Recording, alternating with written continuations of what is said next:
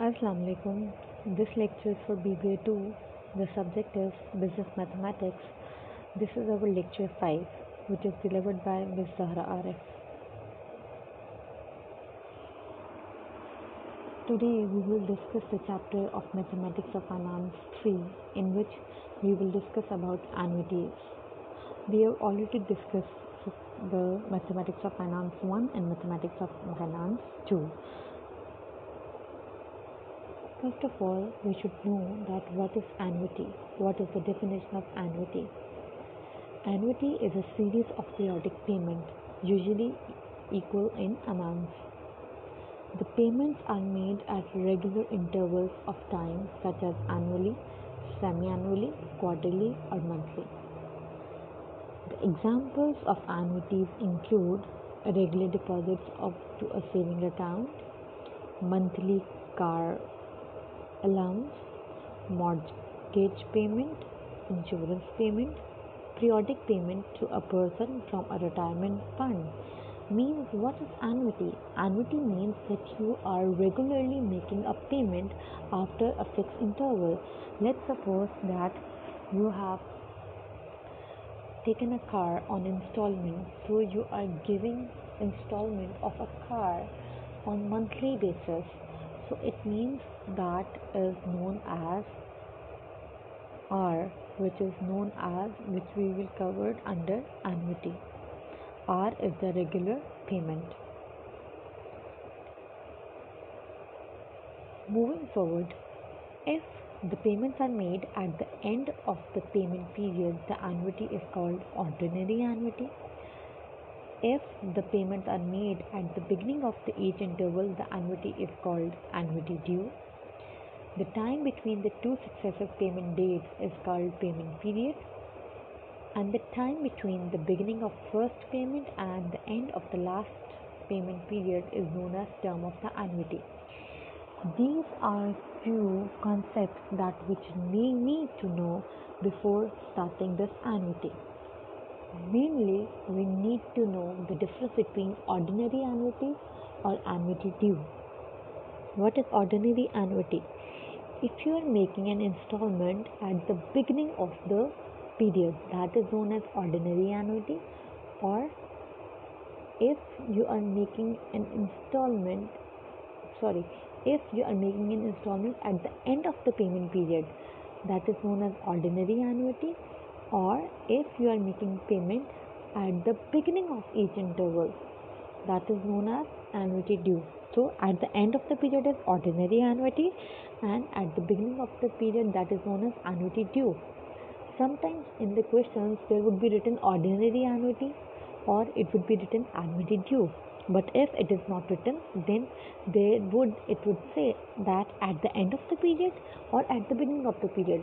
So we may come to know that if there is written at the end of the period, it is ordinary annuity, and if it is written at the beginning of the period, then it would be annuity due. And two more concepts are payment period and the term of the annuity. The time between two successive payment dates is known as payment period. That what is the payment period? What is the time period? And the time between the beginning of the first payment and the end payment is known as term of annuity. First of all, we need to know that how we can find the sum of an annuity. The sum of an annuity is equal to R multiplied by 1 plus I raised to power n minus 1 over I. Here we come to know that what is R. R is the payment per period, means the amount which you are making as an installment, you are making as a regular payment, that is known as R. I is the interest rate per period. N is the number of annuity payment. Remember, these are not number of years, these are the payment. If it is semi-annually, you have multiplied the year by 2. If it is quarterly, you have to multiply year by 4. If it is monthly, you have to multiply year by 12. And S, what is S? S is known as sum, or we can also say that it is the future value of the annuity after n periods or n payments. Here we will see the examples. Find the amount of annuity of rupees $500 payable at the end of each year for 10 years if the interest rate is 6% compounded annually. So this is compounded annually. Simply you have to put the values in the formula and you will get the answer. Here R is $500, N is 10 and I is 0.06. By putting the values in the formula we get the answer, that is $6590.397. Moving forward, we need to know that what is R when S is known. Here what will we do? We will find R. We have the same formula because this question is again of ordinary annuity.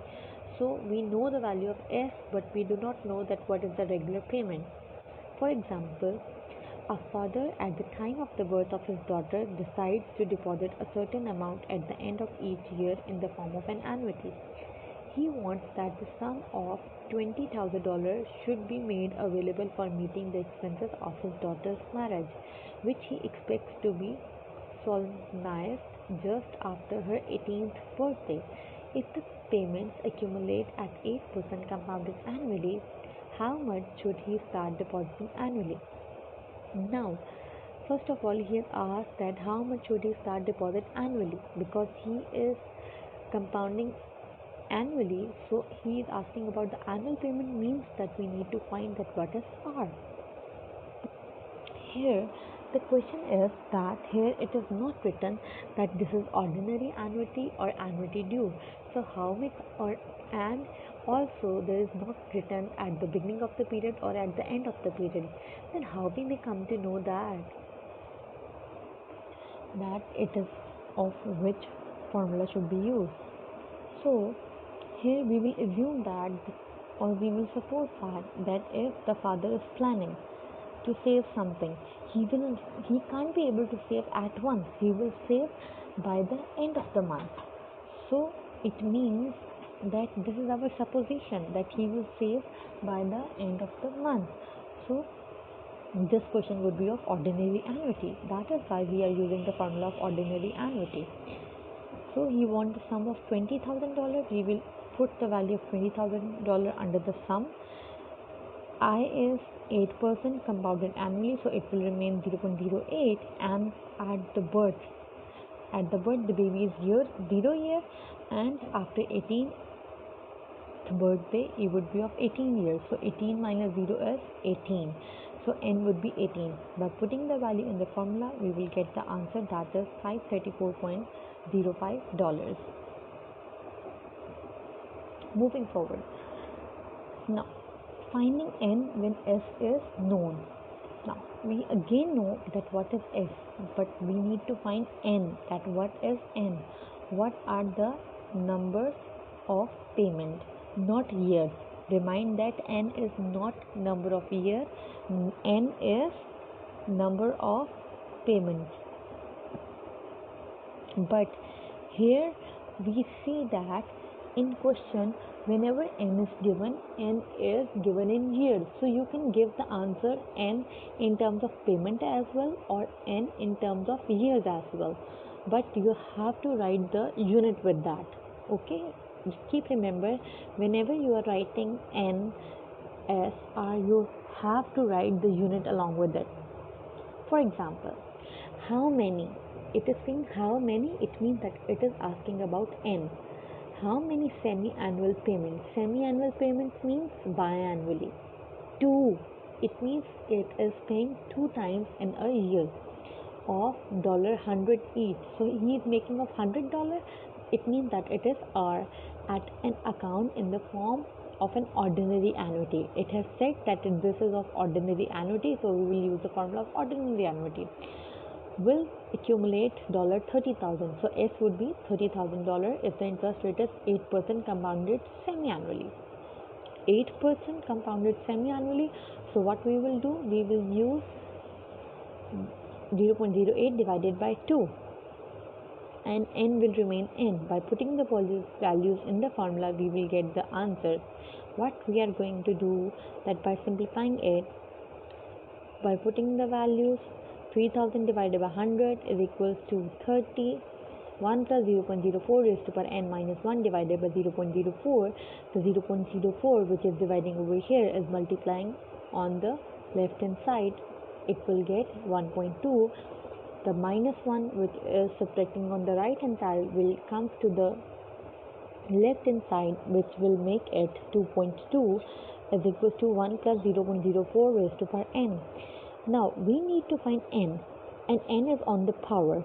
When a variable is on the power and we need to find that, so there is a rule that we will take a log on both sides. Why are we taking log? We are taking log for finding n. So we will take log on both sides. Log of 2.2 is equal to log of 1.04n. Whenever there is a variable on the power, it will be multiplied by the log. So that is why n comes on the left hand side of the log. So n will remain on one side and the logs will come on the other side, on one side. N is equal to 0.3424 over 0.0170, or n is equal to 20.14 payment. So initially what we will get the payments. So if you want to know about the years, what you will do, because we know that this is payment, n is payment. If we need to know about the number of years, what we will do, we know that in 1 year there are 2 payments. So we will divide it by 2, we will get the number of years. 20.14 divided by 2 is 10 approximately. Thank you.